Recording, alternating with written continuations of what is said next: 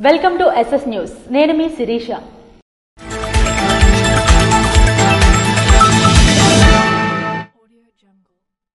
ఎన్టీఆర్ భరోసా pension మరియు smart ration కార్డుల పంపిణీ కార్యక్రమంలో ఎమ్మెల్యే మామిడి గోవిందరావు పాల్గొన్నారు.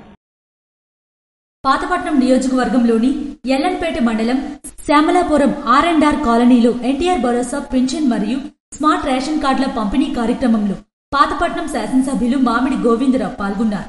ఈ సందర్భంగా ఆయన మాట్లాడుతూ గత ప్రభుత్వం ప్రజలకు చేసిన మోసాలను వివరించారు. అలాగే రానున్న రోజుల్లో అర్హులైన ప్రతి ఒక్కరికి ప్రభుత్వం సంక్షేమ అభివృద్ధి కార్యక్రమాలు ఇంటి వద్దకే చేరుతాయని, పింఛన్ పెంచి 1వ తారీఖు సెలవు దినాలు అయితే ముందు రోజే పంపిణీ చేసిన ఘనత దేశ చరిత్రలోనే ఒక్క చంద్రబాబు నాయుడికి చెందుతుందని కొనియాడారు. ఈ కార్యక్రమంలో మండల అధికారులు, ఎన్డీఏ కూటమి నాయకులు, కార్యకర్తలు తదితరులు పాల్గొన్నారు. యూరియా కొరతపై జిల్లా కేంద్రంలో ర్యాలీకి బయలుదేరిన చింతల రవికుమార్ను అడ్డుకున్న పోలీసులు.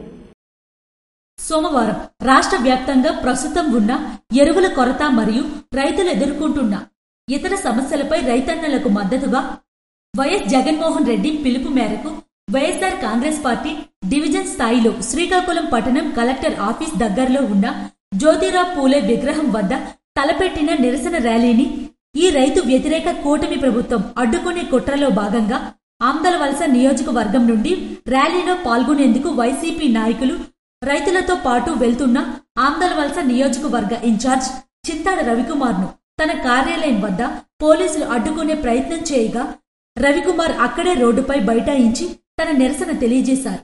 ఈ సందర్భంగా ఆయన మాట్లాడుతూ సకాలంలో రైతులకు ఎరువులు అందించడం చేతకాని ఈ కూటమి ప్రభుత్వం వారికి మద్దతుగా నిరసన తెలియజేస్తుంటే అడ్డుకోవడం అన్యాయమని, దీనిని రైతులపై కూటమి ప్రభుత్వ అణచివేత ధోరణిగా పరిగణించాలని అన్నారు. రైతులు పడుతున్నటువంటి కష్టాలు, రాష్ట్ర వ్యాప్తంగా రైతులు ఈ రోజు ఈ సీజన్ లో పడుతున్నటువంటి కష్టాలు అనేది వర్ణనాతీతం. ఇందుకు చూస్తున్నాం, ఒక్క కట్ట యూరియా కూడా ఇచ్చుకోలేనటువంటి దౌర్భాగ్యమైనటువంటి పరిస్థితిలో ఈ రోజు ఈ ప్రభుత్వం ఉంది. అందరం చూస్తున్నాం, రైతులు సరైన సాగునీరు లేదు. అలాగని ఇస్తామని రైతు భరోసా 2 సంవత్సరాలకు కలిపి 2 సీజన్లకి 20,000, 20,000, 40,000 రూపాయలు ఇస్తామని చెప్పేసి ప్రామిస్ చేసింది, అది లేదు. అందులో 5,000 రూపాయలు ఇచ్చారు. అలాగే యూరియా ఏంటండి, ఎప్పుడైనా గత ప్రభుత్వంలో 5 సంవత్సరాల్లో రైతు భరోసా కేంద్రంలో స్వేచ్ఛగా వెళ్లి 1B చూపించి, ఆధార్ కార్డు చూపించి ఎన్ని యూరియా బస్తాలు కావాలంటే అన్ని యూరియా బస్తాలు తెచ్చుకునే పరిస్థితి అనేది ఉండేది గత ప్రభుత్వంలో. ఈ ప్రభుత్వం వచ్చిన తర్వాత యూరియా కోసం అనేక తగువులు, లేకపోతే చెప్పులు లైన్లో పెట్టేసి ఉంచడం, ఆధార్ కార్డులు లైన్లో పెట్టేసి ఉంచడం, ఇంకా బ్లాక్ మార్కెట్కి తరలిస్తున్నారు ఆ టీడీపీ నాయకులు. ఎక్కడైతే రైల్వే వ్యాగన్ ద్వారా ఒక రోజు వస్తున్నాయని తెలుస్తున్నాయో ఆ రోజు టీడీపీ నాయకులు వెళ్ళి ఆ రైల్వే వ్యాగన్ దగ్గర వచ్చినటువంటి యూరియాని తీసుకెళ్లి వాళ్ళ సొంత ఇంట్లో, వాళ్ళ గొడౌన్లో లోడ్ చేసుకుంటున్నారు. దానికి అధికారులు సహకరిస్తున్నారు. బయట వచ్చి యూరియా కట్ట 700 రూపాయలు, 800 రూపాయలు, కొన్ని చోట్ల 1000 రూపాయలకు కూడా అమ్మేటువంటి పరిస్థితి ఈరోజు ఉంది. మామూలుగానే ప్రభుత్వం నుండి సాయం లేక, పెట్టుబడి సాయం లేక, ఇన్సూరెన్స్ లేక అనేక ఇబ్బందులు పడుతున్నటువంటి రైతాంగాన్ని ఈరోజు ఎరువుల కొరతతో కూడా ఇబ్బంది పెట్టడం అనేది ఎంతవరకు న్యాయం అని చెప్పేసి సూటిగా ప్రశ్నిస్తున్నాం.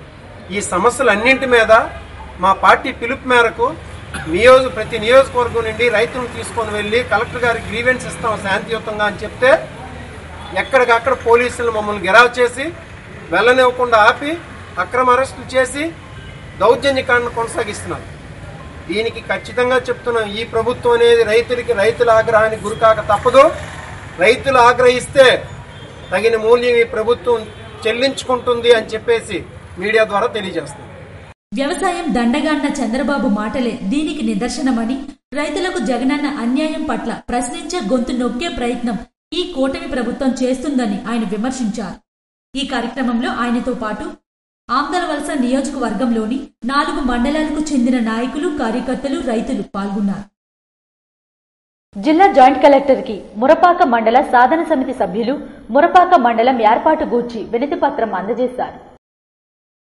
సోమవారం శ్రీకాకుళంలోని జిల్లా పరిషత్ సమావేశ మందిరం నందు జిల్లా జాయింట్ కలెక్టర్ కి మురపాక మండలం సాధన సమితి సభ్యులు లావేరు మండలం, మురపాక మండలం ఏర్పాటు గూర్చి వినతి పత్రం అందించారు. ఈ మేరకు జాయింట్ కలెక్టర్ వినతి పత్రం పరిశీలించి ప్రభుత్వానికి తమ నివేదికను అందజేస్తానని అన్నారు. ఎన్టీఆర్ భరోసా పెన్షన్ల పంపిణీ కార్యక్రమంలో ఉమ్మడి శ్రీకాకుళం జిల్లా సర్పంచ్ల సంఘం అధ్యక్షులు పిన్నింటి వెంకట బానోజీ నాయుడు పాల్గొన్నారు. హెచ్చెర్ల నియోజకవర్గం రణస్థలం పంచాయతీలో ఎన్టీఆర్ భరోసా పెన్షన్ల పంపిణీ కార్యక్రమంలో ఉమ్మడి శ్రీకాకుళం జిల్లా సర్పంచ్ల సంఘం అధ్యక్షులు పిన్నింటి వెంకట బానోజీ నాయుడు పాల్గొన్నారు. ఈ సందర్భంగా ఆయన మాట్లాడుతూ పెన్షన్దారులకు పెన్షన్ అందించేటప్పుడు వాళ్ల ముఖంలో వెలుగు, చిరునవ్వులతో పలకరింపు ఎంతో ఆనందాన్ని అందించాయని సంతోషం వ్యక్తం చేశారు. ఈ కార్యక్రమంలో వారితో పాటు వార్డు మెంబర్లు చిన్నారావు, అప్పారావు మరియు కూటమి నాయకులు, కార్యకర్తలు తదితరులు పాల్గొన్నారు. శ్రీ సూర్యనారాయణ స్వామివారిని శ్రీకాకుళం వాస్తవ్యులు పి శ్రీనివాసరావు దేవాలయంకు విచ్చేసి శ్రీ స్వామివారిని దర్శించుకున్నారు.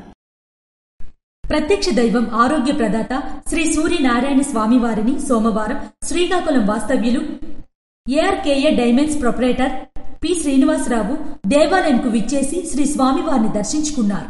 తదుపరి స్వామివారి అన్నదాన పథకం నిమిత్తం 1,11,000 చెక్ రూపేణా ఆలయ ప్రధాన అర్చకులు ఇప్పులి శంకర్ శర్మ మరియు ఇన్ఛార్జ్ పర్యవేక్షకులు డి వెంకటరమణకి అందజేశారు. తదుపరి వారికి ఆలయ అర్చకులు వేద మంత్రాలతో ఆశీర్వదించారు.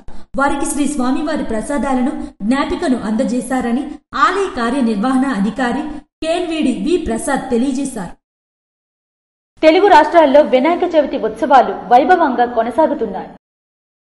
శ్రీకాకుళం జిల్లా నరసన్నపేట పట్టణంలోని నిర్వహించిన వినాయక నవరాత్రి ఉత్సవాల్లో భాగంగా 5వ రోజు అనగా ఆదివారం శ్రీదేవి నగర్, సాయినగర్ వీధుల్లో కోలాహాటాల మధ్య ఉత్సవాలు ఘనంగా నిర్వహించారు. ఈ సందర్భంగా నరసన్నపేట పట్టణంలోని శ్రీదేవి నగర్, సాయినగర్ భక్తులతో కిక్కిరిసిపోయింది.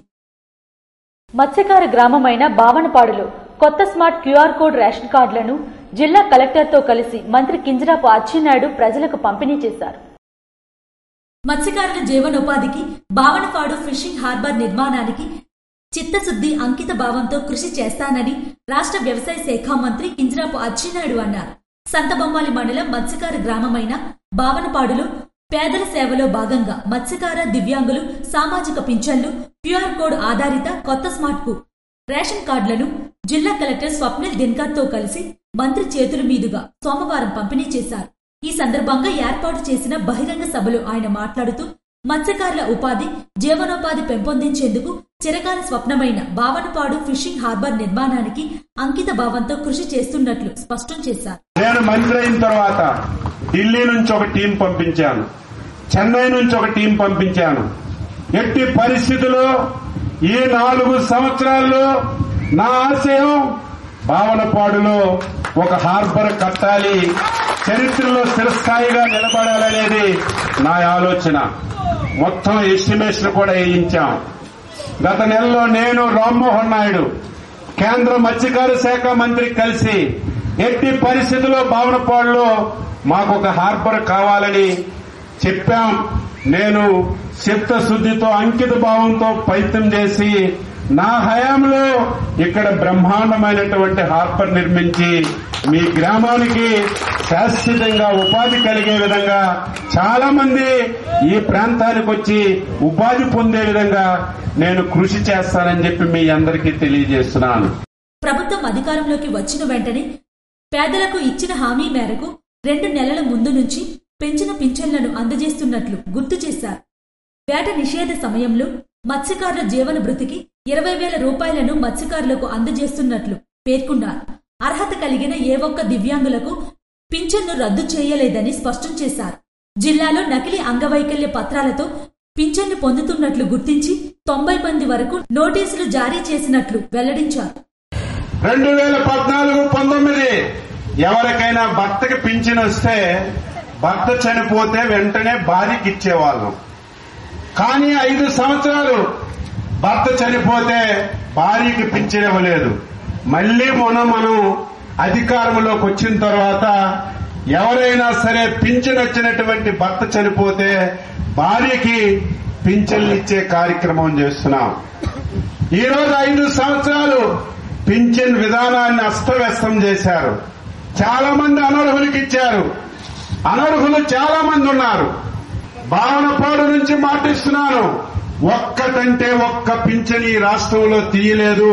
కొత్తగా మళ్లీ 3 లక్షల పింఛన్లు అదనంగా ఇచ్చాం తప్ప ఒక్క పింఛన్ కూడా తీయలేదు. 2019 తర్వాత వివిధ కారణాలతో చాలా మంది పింఛన్లు తీశారు. కరెంటు బిల్లు వస్తుందని, లేకపోతే భూమి ఎక్కువ ఉందని, లేకపోతే ఉద్యోగస్తులని చాలా మంది పింఛన్లు తీశారు. ఆర్థికంగా స్థిరపడిన తర్వాత వాళ్ళందరికీ పింఛన్లు ఇచ్చే కార్యక్రమం తీసుకుంటామని చెప్పి మీ అందరికీ తెలియజేస్తున్నాను.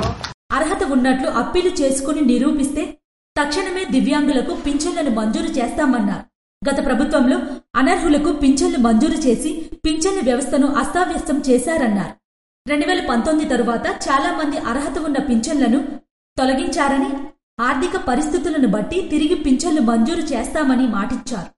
ప్రభుత్వం అధికారంలోకి వచ్చిన తరువాత కొత్తగా 3 లక్షల పింఛన్లను మంజూరు చేస్తున్నట్లు పేర్కొన్నారు. భావనపాడులో విద్యుత్ సమస్యలను పరిష్కరించేందుకు సబ్ స్టేషన్ ఏర్పాటుకు అవకాశాలు పరిశీలిస్తామని హామీ ఇచ్చారు. ఈ కార్యక్రమంలో మాజీ ఎమ్మెల్సీ పీరుకట్ల విశ్వప్రసాద్, మాజీ ఏపీఎస్ అధ్యక్షులు కింజరాపు హరివర ప్రసాద్, జిల్లా ట్రైనీ సహాయ collector Danuka Prithviraj, joint collector Farman Ahmed Khan, DRDA పీడీఎన్ కిరణ్ కుమార్, జిల్లా మత్స్యశాఖ ఉప సంచాలకులు సత్యనారాయణ, జిల్లా పర్యాటక శాఖ అధికారి P Narayana Rao, RDO M Krishnamurthy తదితరులు పాల్గొన్నారు. ఇవి ఈనాటి వార్తలు. మరిన్ని వార్తలతో మళ్లీ కలుద్దాం. చూస్తూనే ఉండండి SS న్యూస్.